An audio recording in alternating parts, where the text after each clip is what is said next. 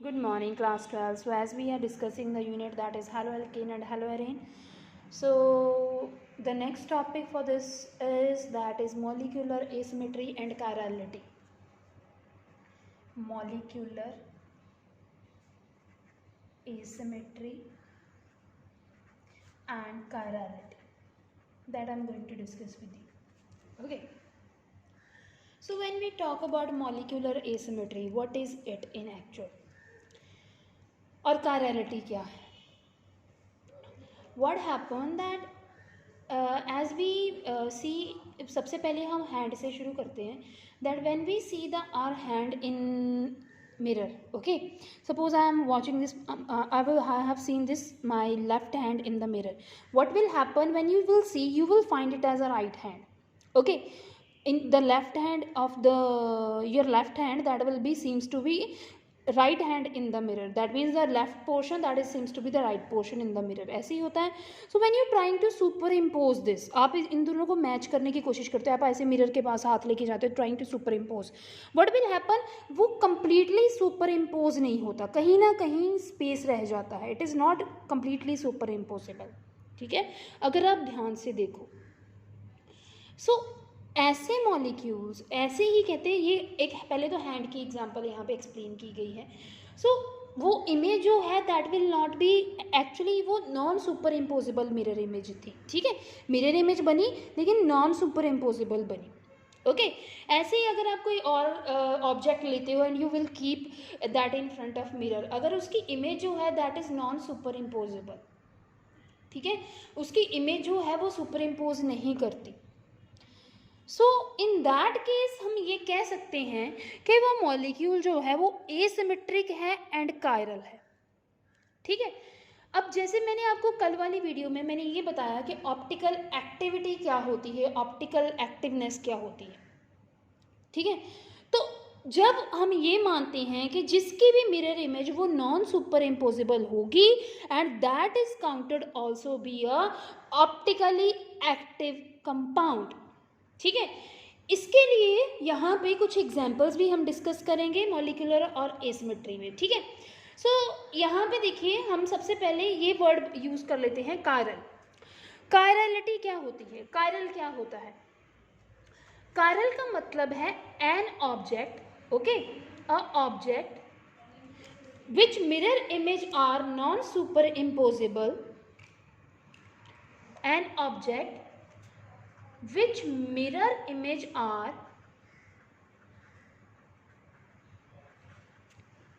non superimposable. that means वो superimpose ना हो, non superimposable, then that is chiral object. that is chiral object and that property is called chirality, and that property is called chirality. अब कोई भी molecule, ठीक है, ये तो हैंड तो हमने ऑब्जेक्ट की बात की, हम तो यहाँ पे केमिस्ट्री पढ़ रहे हैं तो हम केमिस्ट्री की ही बात करेंगे. सो अगर कोई भी ऑब्जेक्ट कायरल है, ओके, कुछ चीज़ें आपने माइंड में रखनी है. If a object is chiral that means that is optically active है. ठीक है, वो क्या होगा, ऑप्टिकली एक्टिव होगा. The carbon in that compound contain asymmetric groups. Okay, asymmetric substituent या ग्रुप होते हैं. मतलब अगर किसी कंपाउंड को कायरल होना है तो उसके लिए कंडीशन क्या है, उसकी जो मिरर इमेज है वो नॉन सुपर इम्पोजिबल होनी चाहिए.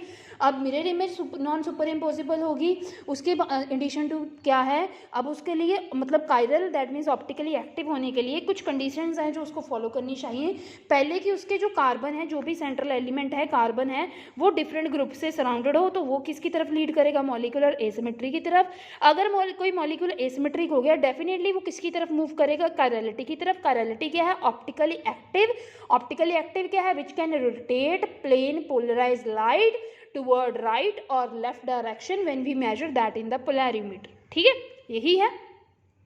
सो इसमें हम कुछ अब एग्जाम्पल्स की बात करेंगे so that it would be more clear to you. Okay, the first example which I am going to take that is butane 2-ol, butane 2-ol। अब इसका पहले तो हम स्ट्रक्चर बनाते हैं, क्या इसका अरेंजमेंट बनेगा, that will be what, CH3 CH2, यही बनेगा, CH3 CH2, next CH2, next CH, okay, यहाँ पे 2 पे क्या लगा हुआ, OH, यहाँ पे एक H कम कर दो, सो CH3 CH2 CHOH then CH3, कुछ ऐसा ही होगा। देखिए कार्बन के बॉन्ड पूरे हो रहे, 4 बॉन्ड्स इसके हैं, 4 इसके भी कंप्लीट हो रहे हैं, इसके देखिए 2, एक इधर हो गया, एक इसके साथ हो गया, इसके साथ, एक इसके साथ। ठीक है, सो this is butane 2-ol। Now if you will see this carbon, अब मैं कार्बन चूज़ करती हूँ, पहले मैं ये कार्बन, मैं सारा डिटेल में समझा रही हूँ आपको। So if I will choose this carbon, तो इस कार्बन में देखिए 3 तो हाइड्रोजन है, ओके, 1 2 3 हाइड्रोजन है। फोर्थ ग्रुप ये पूरे का पूरा होगा, that will B C2H5 CHOH, इकट्ठा अगर मैं लूँ that will B C2H5 CHOH, कुछ ऐसा होगा सब्स्टिट्यूएंट। एक ग्रुप डिफरेंट है लेकिन 3 के 3 सेम है, तो ये कार्बन जो है वो कायरल नहीं है। कायरल के लिए कंडीशन क्या है, that should B asymmetric, the carbon should contain different substituent around it. ठीक है, तो यहाँ पे सब्स्टिट्यूएंट क्या है, वो डिफरेंट नहीं है, 3 सब्स्टिट्यूएंट सेम है, एक डिफरेंट है, सो this is not a chiral carbon. अब अगर मैं सेकेंड कार्बन की बात करूँ, ये वाली, ठीक है, in this case you can easily see, यहाँ पे हमारा कार्बन है, ओके, एक इसके पास CH3 है, ओके, एक इसके पास H है, एक OH है, और एक क्या है, C2H5। So what you are observing here, चारों के चारों सब्स्टिट्यूएंट क्या हैं, दे आर डिफरेंट है। सो ये कौन सी कार्बन है, this is a chiral carbon. That means ये कंपाउंड को अगर हम मिरर इमेज बनाएंगे तो हमें वहाँ पे दिखेगा कि ये जो कंपाउंड है this is a optically active compound with non super imposable image. ठीक है, अब मैं अगर इसकी बात करूँ, इसमें 2 कंपाउंड डिफरेंट होंगे लेकिन 2 हाइड्रोजन सेम होंगे। अब इसमें बात करूँ तो फिर से वही बात आ गई इधर वाली, है ना। तो यहाँ पे सिर्फ एक कार्बन है, जो कौन सी कार्बन है, कायरल कार्बन है, that is this one which is having the OH group. Okay, now I am going to make the mirror image of it so that it would be more clear to you. Okay, so यहाँ बना दूँ मैं, so we are having carbon. Okay, अब हम bond ऐसे show करेंगे, away और front, और ऑन द प्लेन हम वैसे बॉन्ड शो करेंगे। So carbon, first of all the bond that is away, इसको अवे मान लिया, ठीक है, CH3 को, C2H5 को टुवर्ड मान लिया, ओके, ये हमारा हाइड्रोजन हो गया और ये हो गया OH, कुछ ऐसा बना। ठीक है, when you will keep this in front of mirror, ये मिरर है अभी, ठीक है, अब आपने मिरर के सामने इसको रखा, आपको OH क्या है सामने दिखेगा, ऐसे कुछ, राइट। कार्बन तो अपनी पोजीशन पे ही रहेगी क्योंकि वो सेंट्रल एलिमेंट है। ठीक है, जो CH3 होगा वो आपका यहाँ था, वो यहाँ दिखेगा, ये कहाँ दिखेगा, यहाँ दिखेगा, ऐसे ही कुछ होगा, और जो आपका हाइड्रोजन है वो इधर को आ जाएगा, कुछ ऐसा ही होगा, है ना। And when you will keep it on it, तुम इसको इसके ऊपर रखोगे, जैसे हम हैंड को हैंड के ऊपर रखते हैं। If you trying to put this on this, what will be there, ओ इसमें OH इधर था, इसमें OH इधर आ जाएगा। So what it prove that it is having mirror image, but that mirror image is non super impossible and carbon that is surrounded by all different substituents, so this compound is optically active compound. ठीक है, even it is proved. अब इसको और prove करने के लिए क्या किया गया, इसके जो बॉन्ड्स थे उनको 180 पे रोटेट किया गया। ठीक है, इसका रोटेशन किया गया कितना, 180 डिग्री पे, ये जो मिरर इमेज बना इसका रोटेशन करके देखा गया। सो 180 में जब इसका रोटेशन किया गया, व्हाट ऑब्जर्वेशन, ये 180 पे जाएगा तो इधर चला जाएगा। ठीक है, सो यहाँ पे अगर इसका 180 पे रोटेशन करते हैं, so we will have like this, हमारे जो है ऐसे ही कुछ बॉन्ड बनेंगे, देखना ज़रा, यहाँ होगा C2H5, ठीक है, ये CH3 रोटेट होके इधर आ जाएगा, ठीक है, और ये हाइड्रोजन ऊपर चला जाएगा और OH जो है वो इधर आ जाएगा। तो कहते अब फिर से अगर तुम 180 के रोटेट करके फिर इसके ऊपर रखते हो, then also it is non super imposable, because यहाँ पे CH3 यहाँ था और यहाँ CH3 कहाँ आ गया, इधर आ गया, और C2H5 उधर चला गया।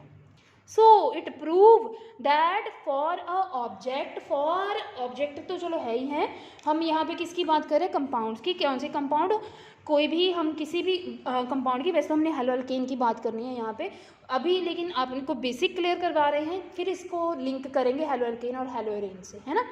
सो यहाँ पे हम ये बात कर रहे हैं कि कोई कंपाउंड अगर हम ये बोलते हैं कि भाई ऑप्टिकली एक्टिव है, उसमें ऑप्टिकल आइसोमरिज्म एग्जिस्ट करता है, तो उसके लिए कहते हैं कंडीशन क्या होनी चाहिए, उसकी जो इमेज है, हमने कल तो ये पढ़ा था उस वीडियो में कि ऑप्टिकली एक्टिव होता क्या है, अब उसके लिए कंडीशन क्या है, उसकी जो मिरर इमेज है that should be non super impossible, उसमें कायरलिटी होनी चाहिए। कायरलिटी के लिए कंडीशन क्या है, the carbon should be surrounded by different substituent and when you will make the mirror image that will be non super impossible, even when you rotate then again you will find that it is non super impossible. So it proved that this is in actual optically active compound.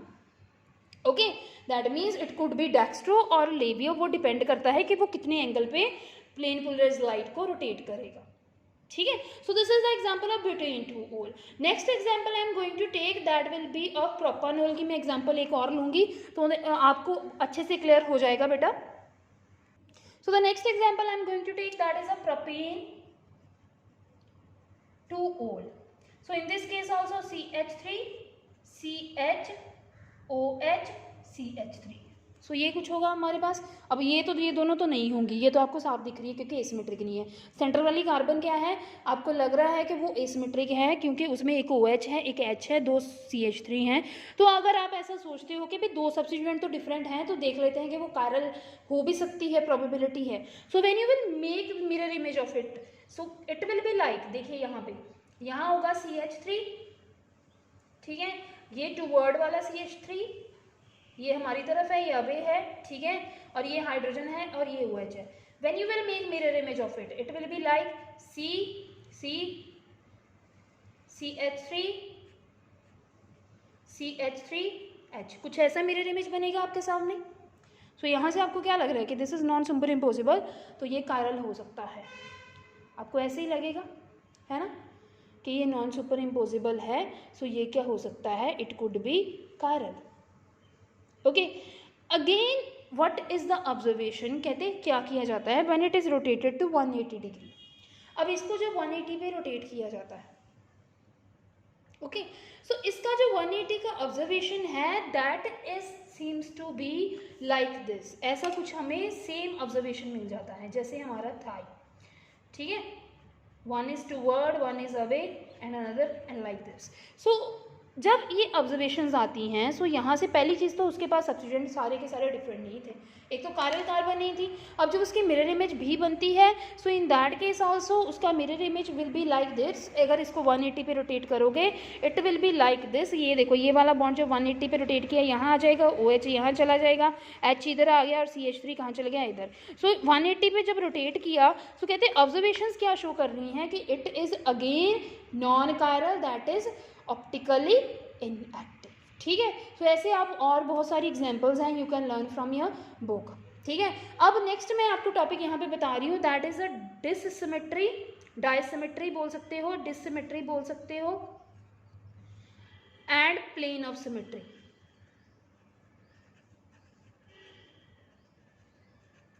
अब plane of symmetry क्या है, ये plane of symmetry क्या है, this is an imaginary plane which is passed from a molecule and if it will divide the molecule into equal half, then इसको बोला जाता है, वो मॉलिक्यूल क्या है, that is a symmetrical molecule, ठीक है। अगर वो इक्वली हाफ में डिवाइड नहीं होगा then that is considered to be a dissymmetric molecule. Example I am going to take here, that is of ethanol.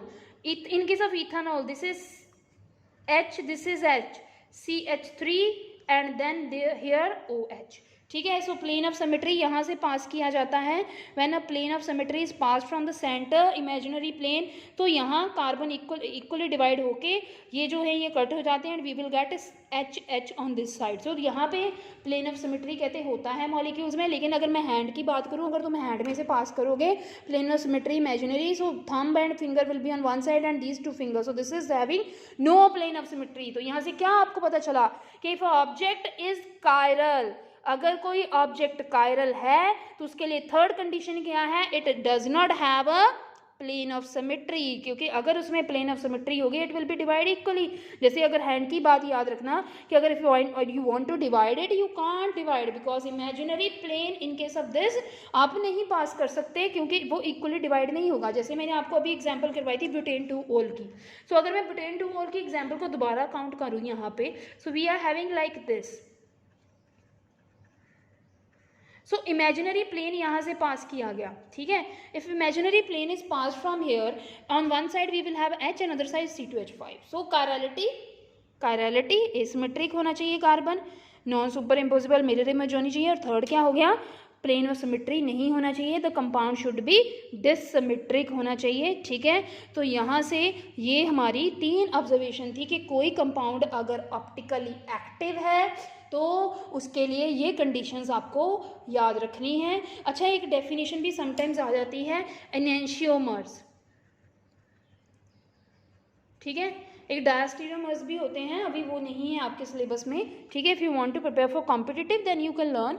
Although enantiomers अब क्या होते हैं, इनेंशियोमर वही होते हैं, कहते हैं वो कंपाउंड जिनकी mirror image non super impossible होती हैं और वो ऑप्टिकली एक्टिव होती हैं, they are known to be enantiomer. तो मतलब इनको, इन कंपाउंड्स को जो कायरल होते हैं इनको हम ऑप्टिकली एक्टिव मान के तो इनको हम इनेंशियोमर भी बोल सकते हैं, ठीक है। ओके, क्लियर है। सो वही जिनकी मिरर इमेज क्या है, नॉन सुपर इम्पोजिबल, क्लियर है। सो वो क्या होते हैं, इनेंशियोमर्स होते हैं, इनको मतलब इनेंशियोमर बोलते हैं। आगे नेक्स्ट जो थिंग है मैं आपको पढ़ाने वाली हूँ दैट इज रेसिमिक मिक्सचर। देखो नई नई चीज़ें आप सीख रहे हैं यहाँ पे, रेसिमिक मिक्सचर एंड रेसिमाइजेशन।